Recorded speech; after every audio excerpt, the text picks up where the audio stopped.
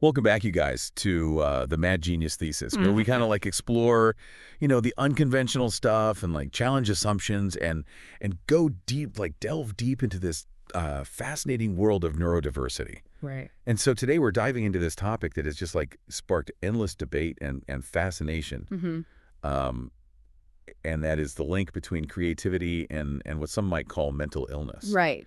The Neurodiversity Edge doesn't shy away from this complex issue, and we're ready to unpack it. So Yeah, and I think what's really intriguing about this topic is how the book really like reframes the whole conversation. yeah, Instead of focusing on like deficits or disorders, it emphasizes these unique cognitive strengths that often come along with these so-called illnesses. right. And it asks this really provocative question, like what if these strengths are actually the driving force behind some of humanity's most groundbreaking creative achievements? Okay, so let's get right into it. Okay.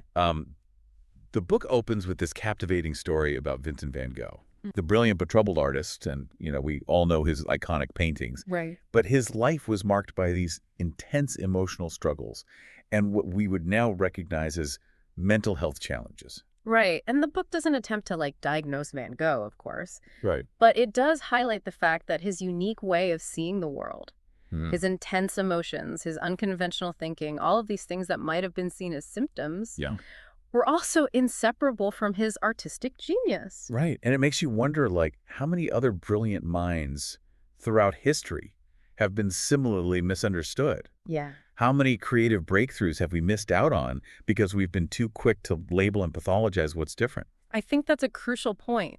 The book argues that we need to shift our perspective away from viewing these traits solely through a medical lens. Instead, we need to recognize the potential for creativity and innovation that often lies within them. So is the book saying that everyone with a mental health diagnosis is a creative genius waiting to be discovered? Not at all. It's important to acknowledge that mental health challenges are real and can be incredibly difficult to live with. Yeah. The book is not advocating for romanticizing or glorifying these struggles, Right. but it is suggesting that we need to look beyond the labels and recognize the potential for unique cognitive strengths that often accompany these conditions. That's a very nuanced approach. Yeah. So how does the book support this idea?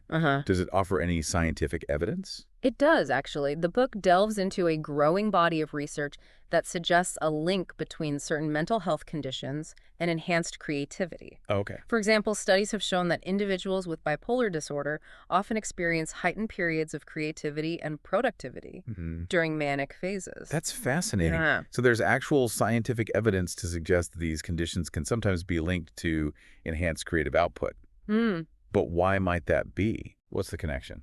Well, one theory is that these conditions often involve heightened sensitivity and emotional intensity. Okay. And this can translate into a greater ability to perceive the world in unique and unconventional ways, Right. to make connections that others miss, and to express emotions with a depth and rawness that resonates with others. It's like their brains are wired for heightened perception and emotional depth. Yeah. And that, in turn, fuels their creative expression. Precisely. And the book gives a really compelling example of this with the story of Sylvia Plath, the renowned poet.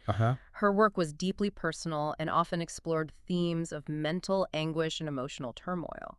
Her poetry is incredibly powerful and moving, but it's clear that she struggled immensely with her mental health. Exactly. And the book suggests that her struggles, while undoubtedly painful, were also inextricably linked to her artistic brilliance. So how do we reconcile these seemingly contradictory ideas? Yeah.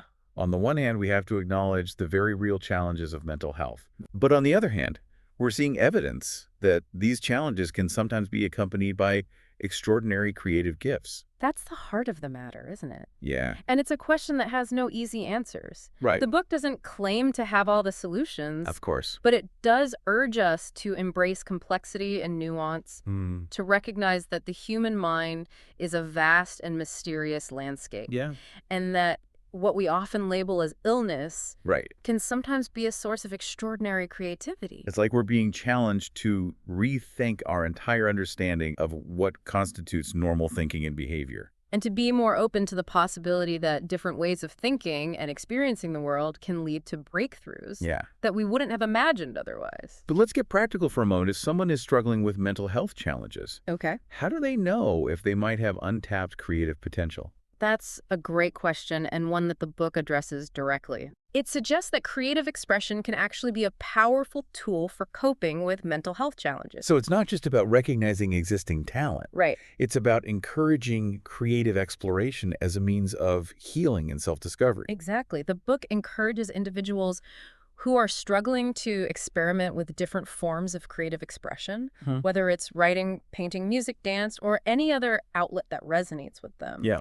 It emphasizes that the process of creating can be incredibly therapeutic, allowing individuals to process emotions, explore their inner world, and find new ways of connecting with themselves and others. This is starting to feel like more than just a conversation about creativity and mental health.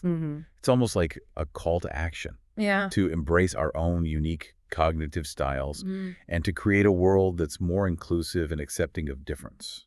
I think you're right, and the book makes that point explicitly. It argues that we need to move away from a culture that pathologizes difference and instead foster a society that celebrates the full spectrum of human cognition. Okay, let's pause here for a moment. I'm curious to hear what our listeners think so far. Yeah. Do you agree that there's a link between creativity and what we often label as mental illness? Right. Share your thoughts on our social media channels using the hashtag Mad Genius Thesis. Yeah. We'd love to hear from you. We'll be right back to delve deeper into this fascinating topic. Okay. Sounds good. Sounds good.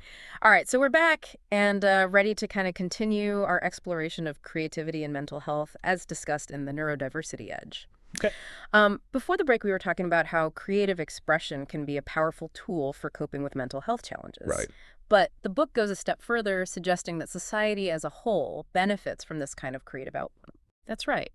You know, the book argues that many of the groundbreaking innovations, artistic masterpieces, and scientific discoveries throughout history have come from individuals who thought differently, who saw the world from a unique perspective. Yeah.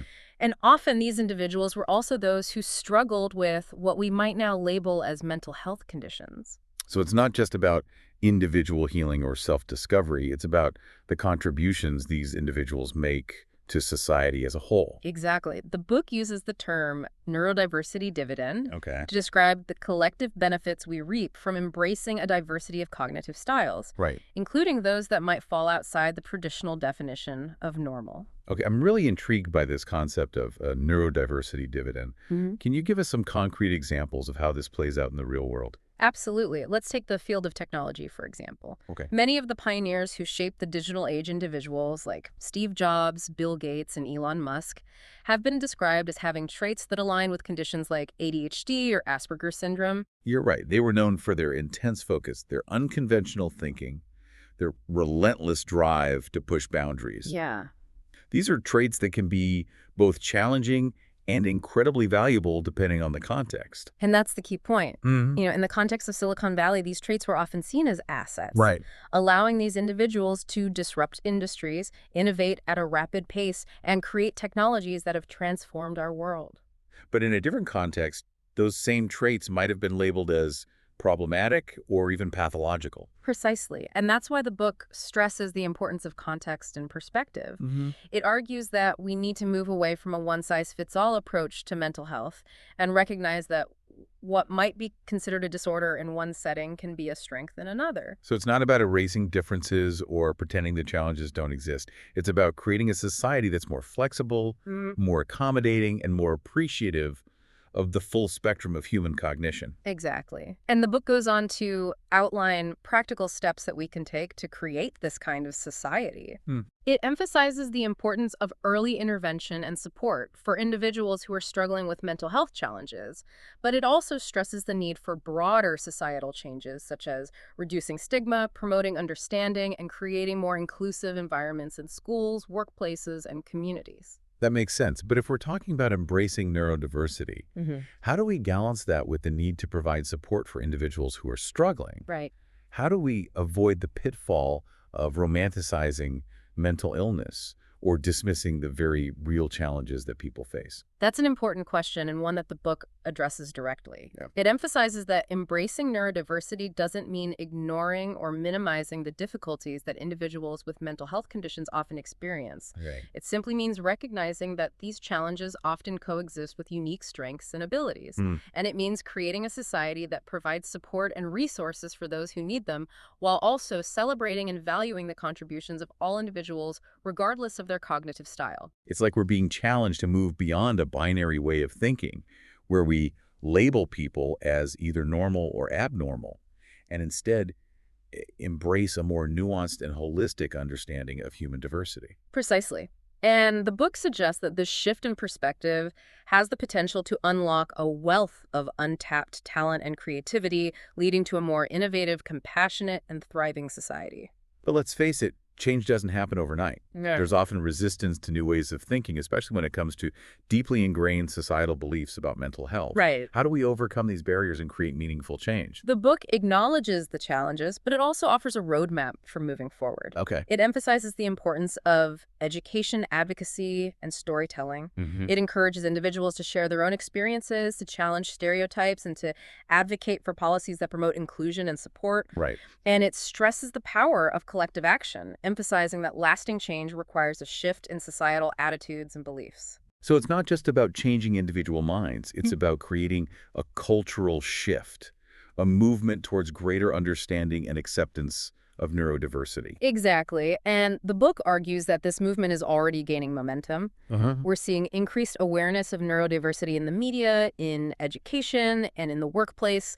And we're seeing more and more individuals embracing their unique cognitive styles and challenging the stigma that has long been associated with mental health differences. That's encouraging to hear, but it sounds like there's still a lot of work to be done. How can our listeners get involved in this movement? What practical steps can they take to promote understanding and inclusion in their own communities? And that's where it gets really interesting. The book encourages each of us to start by examining our own biases and assumptions about mental health. Like, we all have these preconceived notions about what's normal and what's not. Right. And these biases can prevent us from seeing the full potential of individuals who think and experience the world differently. So it starts with self-awareness, recognizing our own biases and challenging those assumptions. But what comes next? How do we translate that awareness into action? Well, the book suggests kind of like a multi-pronged approach. Okay. First, it encourages us to educate ourselves about neurodiversity, learn about the different ways that brains can be wired, read stories of individuals who have embraced their neurodiversity and achieved incredible things. The more we understand, the less we fear. That makes sense. Knowledge is power, as they say. All right. But education alone isn't enough, right? Right. We also need to advocate for change, speak up when you hear harmful stereotypes or misinformation about mental health support organizations that are working to promote neurodiversity inclusion. Vote for policies that create more equitable and supportive environments for all individuals. So it's about using our voices and our actions to create a more inclusive and accepting society. But what about on a more personal level? Yeah. How can we support the neurodivergent individuals in our own lives? That's a great question. And the book offers some practical advice, first and foremost. It emphasizes the importance of truly listening to the experiences of neurodivergent individuals without judgment or assumptions. Right. It also encourages us to be patient and understanding. Remember that neurodivergent individuals may process information, communicate, and interact with the world in ways that are different from our own. And that's okay. In fact, it's more than okay. It's valuable. So it's about embracing those differences, celebrating the unique strengths that neurodiversity brings to the table. Yeah. But it also sounds like it requires a shift in mindset, a willingness to move beyond our comfort zones and challenge the status quo. Absolutely. And that can be uncomfortable at times. Right. But the book argues that it's essential if we want to create a society that truly values and supports all its members. It's about moving away from a culture of conformity and embracing a culture of inclusion. This has been an incredibly thought-provoking conversation. The Neurodiversity Edge challenges us to rethink our assumptions about creativity, mental health, and the very nature of human potential. It's a call to action to create a world that celebrates difference, embraces neurodiversity, and unlocks the extraordinary talents that lie within us all. I couldn't agree more. It's a reminder that our differences are not deficits. They are, in fact, our greatest strength. Thank you for joining us on this deep dive into the fascinating world of neurodiversity. Until next time, keep those minds open and those ideas flowing.